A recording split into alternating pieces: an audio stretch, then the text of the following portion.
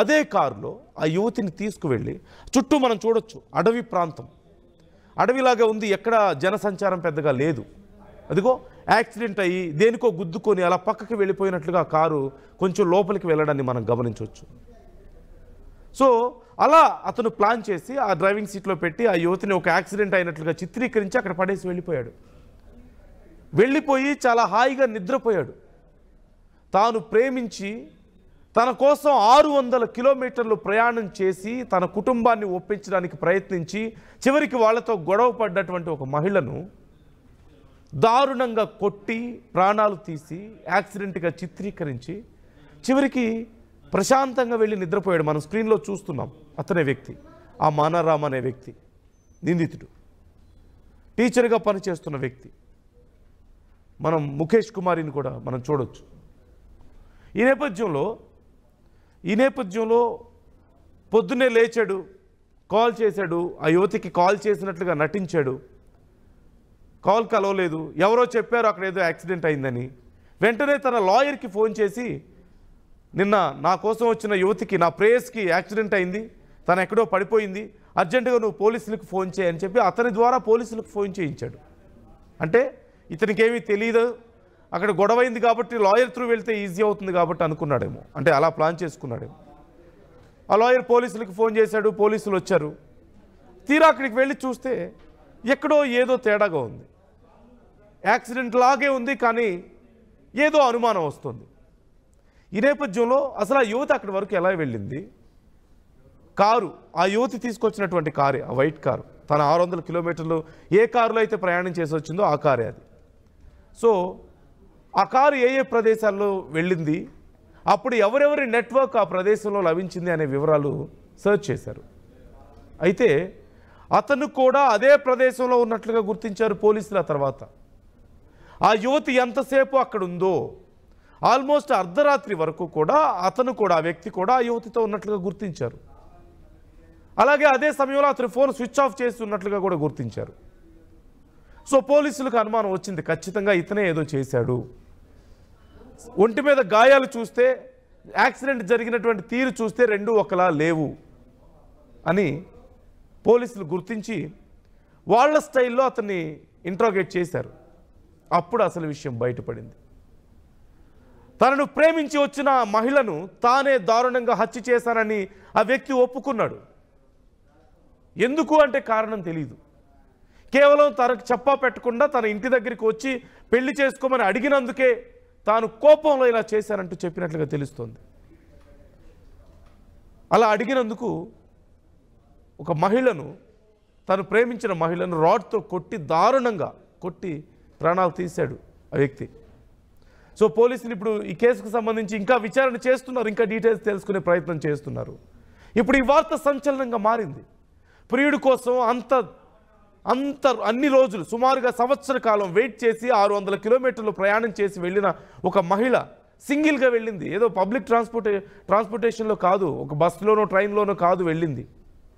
తనంతట తానుగా ఒక చిన్న కారు మనం చూస్తున్నాం. ఆ కార్ని తనంతట తానే 600 కిలోమీటర్లు డ్రైవ్ చేయడం అంటే సాధారణ విషయం కాదు.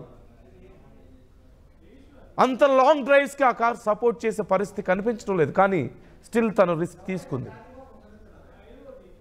తన ప్రేమ కోసం గుడ్డిదైపోయింది. చివరికి అంత దూరం వెళ్ళి ప్రాణాలు కోల్పోయింది. ఇప్పుడు దేశవ్యాప్తంగా ఈ అంశం సంచలనంగా మారింది. ఈ మహిళ గురించే చర్చ జరుగుతోంది. ఒకసారి ఈ కేసుకు సంబంధించి ఆ పోలీసులు ఏమన్నారో చూద్దాం. एक टीचर है, इस टीचर ने, मानाराम टीचर है, चवा गांव का है।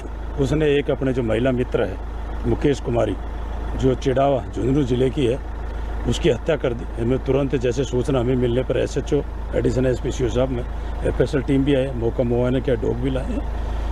जो महिला का ये बता रहा है, जो प्रारंभिक पूछताछ में आई कि भाई अक्टूबर 2024 में जरिए फेसबुक जानकारी हुई, और इसके बाद ये बुधवार को, ये जो बुधवार 10 तारीख को ये महिला वहाँ से आई, और महिला कल उसके बता रहा है मेरे गांव गई।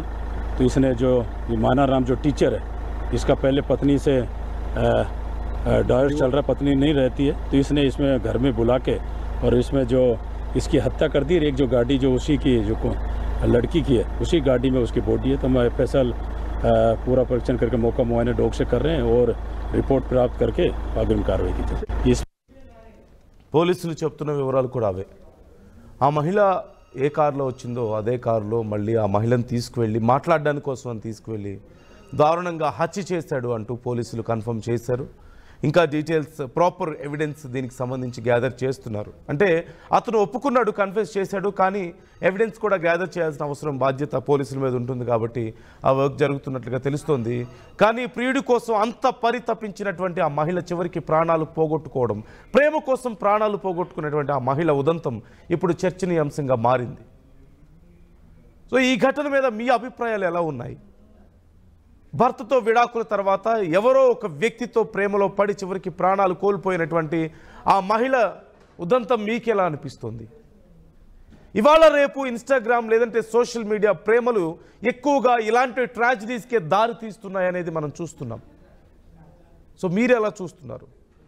టీనేజ్ యువతులు యువకులే కాదు, మధ్య వయసులో ఉన్నవాళ్ళు, మోస్ట్ మెచ్యూర్డ్ పీపుల్ కూడా ఇలాంటి దారుణమైనటువంటి పరిస్థితుల్లో ప్రాణాలు కోల్పోవడం, ప్రేమ కోసం ప్రాణాలు కోల్పోవడం. ఒకప్పుడు మాట్లాడుకునేవాళ్ళం, చిన్న వయసులో యువతి యువకులు తెలిసి తెలియక ఏవో తప్పులు చేశారనో లేదంటే ప్రాణాలు కోల్పోయారు, పారిపోయారు, ఇలా రకరకాలుగా చూసేవాళ్ళం. కానీ ఇప్పుడు వయసుతో సంబంధం లేదు, అన్ని వయసుల వాళ్ళకి ఇలాంటి ఎక్స్పీరియన్సెస్ మనం చూస్తూనే ఉన్నాం. 50 ఏళ్ల ఒక మహిళ, 3 పిల్లలు ఉన్నటువంటి మహిళ మన తెలంగాణలో చూసాం. ఒక మహిళ 3 పిల్లలుండి భర్త 14 ఏళ్ళు 15 ఏళ్ల క్రితం పెళ్ళై ఉన్నటువంటి ఒక మహిళ ఇన్స్టాగ్రామ్లో పరిచయం అయినటువంటి ఒక యువకుడి కోసం భర్తని పిల్లల్ని వదిలేసి వెళ్ళిపోవడానికి కూడా సిద్ధమైనటువంటి పరిస్థితి మనం చూసాం. ఇక అక్రమ సంబంధాలతో, అనైతిక సంబంధాలతో కన్న బిడ్డల్ని కడతేరుస్తున్నటువంటి తల్లులు తండ్రులు ఎంతోమంది, లేదంటే అక్రమ సంబంధాలతో భార్యల్ని పిల్లల్ని కడతేరుస్తున్న భర్తలు ఎంతోమంది. ఇక్కడ వయసు భేదం లేదు, టీనేజ్లే అనుకోవడానికి అవకాశం లేదు, అన్ని వయసుల వాళ్ళు ఉన్నారు. మహిళలు పురుషులు అని తేడా ఏం లేదు, అందరూ ఉన్నారు. కానీ ఎక్కువ శాతం ఇలాంటి అనైతిక అక్రమ సంబంధాల వల్లనో లేదంటే సోషల్ మీడియా ప్రేమల వల్ల చివరికి ట్రాజడీనే మిగులుతుందే తప్ప మంచి జీవితాలను పొందిన వాళ్ళు చాలా తక్కువ మంది. జాగ్రత్తగా ఉండాలని సూచిస్తోంది ఆర్టీవీ. జరిగినటువంటి ఘటనకు సంబంధించి